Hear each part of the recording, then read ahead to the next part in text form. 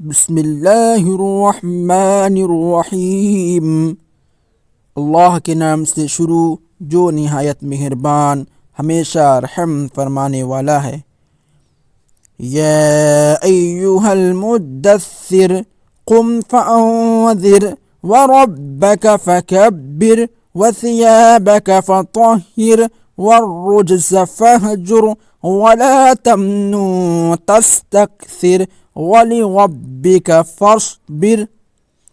اے چادر اوڑھنے والے حبیب، اٹھیں اور لوگوں کو اللہ کا ڈر سنائیں اور اپنے رب کی بڑائی اور عظمت بیان فرمائیں، اور اپنے ظاہر و باطن کے لباس پہلے کی طرح ہمیشہ پاک رکھیں، اور حسب سابق گناہوں اور بتوں سے الگ رہیں، اور اس غرض سے کسی پر احسان نہ کریں کہ اس سے زیادہ کے طالب ہوں، اور اپنے رب کے لیے صبر کیا کریں۔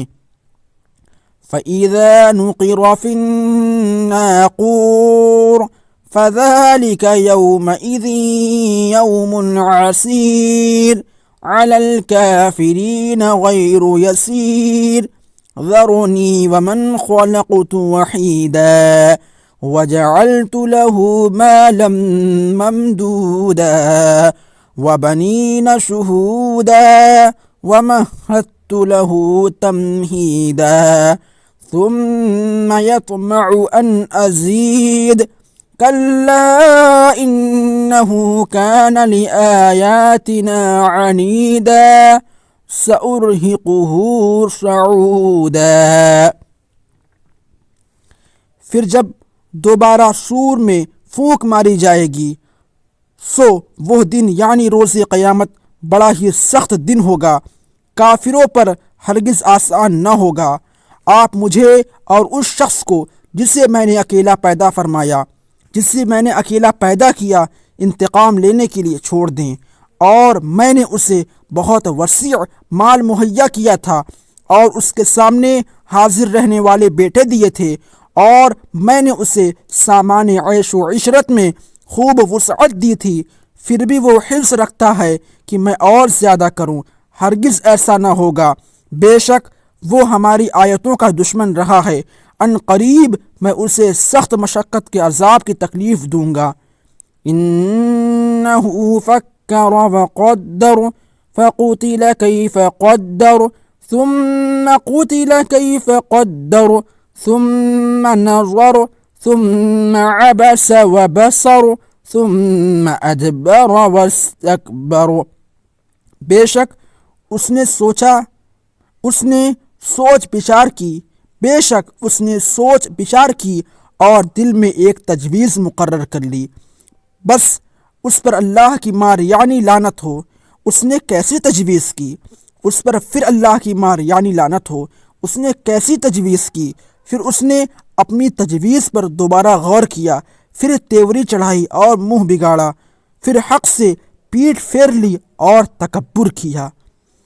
فقال ان هذا الا سحر يؤثر ان هذا الا قول البشر سأصليه سقر وما أدراك ما سقر لا تبقي ولا تذر لواحة للبشر علیہا 19۔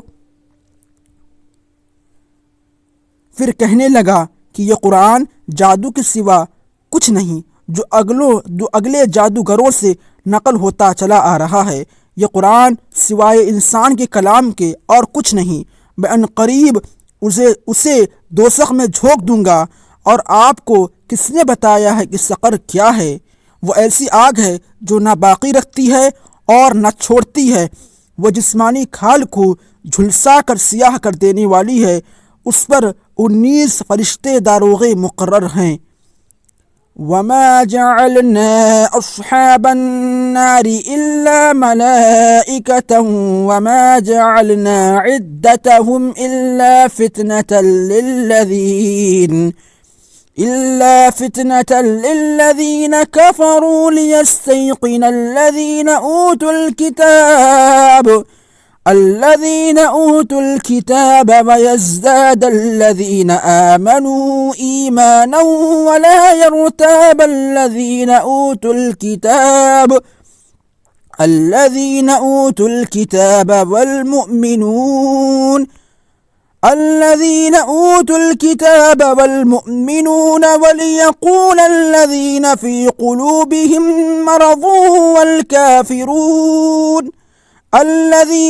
قلوبهم مرض والكافرون ماذا أراد الله بهذا مثلا كذلك يضل الله من يشاء ويهدي من يشاء وما يعلم جنود ربك إلا هو وما هي إلا ذكرى للبشر كلا والقمر والليل إذ أدبر والصبح إذا أسفر إنها لإحدى الكبر نذيرا للبشر لمن شاء منكم أن يتقدم أو يتأخر كل نفس بما كسبت رهينة إلا أصحاب اليمين. اور ہم نے دوزخ کے داروغے صرف فرشتے ہی مقرر کیے ہیں، اور ہم نے ان کی گنتی کافروں کے لیے محض آزمائش کے طور پر مقرر کی ہے، تاکہ اہل کتاب یقین کر لیں کہ قرآن اور نبوت محمدی حق ہے، کیونکہ ان کی کتاب میں بھی یہی تعداد بیان کی گئی تھی، اور اہل ایمان کا ایمان اس تصدیق سے مزید بڑھ جائے، اور اہل کتاب اور مومنین اس کی حقانیت میں شک نہ کر سکیں، اور تاکہ وہ لوگ جن کے دلوں میں نفاق کی بیماری ہے اور کفار یہ کہیں کہ اس تعداد کی مثال سے اللہ کی مراد کیا ہے، اور کفار یہ کہیں کہ اس تعداد کی مثال سے اللہ کی مراد کیا ہے۔ اسی طرح اللہ ایک ہی بات سے جسے چاہتا ہے گمراہ ٹھہراتا ہے اور جسے چاہتا ہے ہدایت فرماتا ہے، اور آپ کے رب کے لشکروں کو اس کے سوا کوئی نہیں جانتا، اور یہ دوزخ کا بیان انسان کو نصیحت کے لیے ہی ہے، ہاں چاند کی قسم جس کا گھٹنا بڑھنا اور غائب ہو جانا گواہی ہے، اور رات کی قسم جب وہ پیٹ پھیر کر رخصت ہونے لگے، اور صبح کی قسم جب وہ روشن ہو جائے، بے شک یہ دوزخ بہت بڑی آفتوں میں سے ایک ہے، انسان کو ڈرانے والی ہے، یعنی اس شخص کے لیے جو تم میں سے نیکی میں آگے بڑھنا چاہے یا جو بدی میں پھنس کر پیچھے رہ جائے۔ ہر شخص ان اعمال کے بدلے جو اس نے کما رکھے ہیں گروی ہے، سوائے دائیں جانب والوں کے۔ فی جنات یتساءلون عن المجرمین ما سلککم فی سقر قالوا لم نک من المصلین ولم نک نطعم المسکین وَكُنَّا نَخُوضُ مَعَ الْخَائِضِينَ وَكُنَّا نُكَذِّبُ بِيَوْمِ الدِّينِ حَتَّى أَتَانَا الْيَقِينُ فَمَا تَنفَعُهُمْ شَفَاعَةُ الشَّافِعِينَ فَمَا لَهُمْ عَنِ التَّذْكِرَةِ مُعْرِضِينَ كَأَنَّهُمْ حُمُرٌ مُسْتَنفِرَةٌ فرت من قسورة بل يريد كل امرئ منهم أن يؤتى صحفا منشرة كلا بل لا يخافون الآخرة كلا إنه تذكرة فمن شاء ذكره وما يذكرون إلا أن يشاء الله هو أهل التقوى وأهل المغفرة۔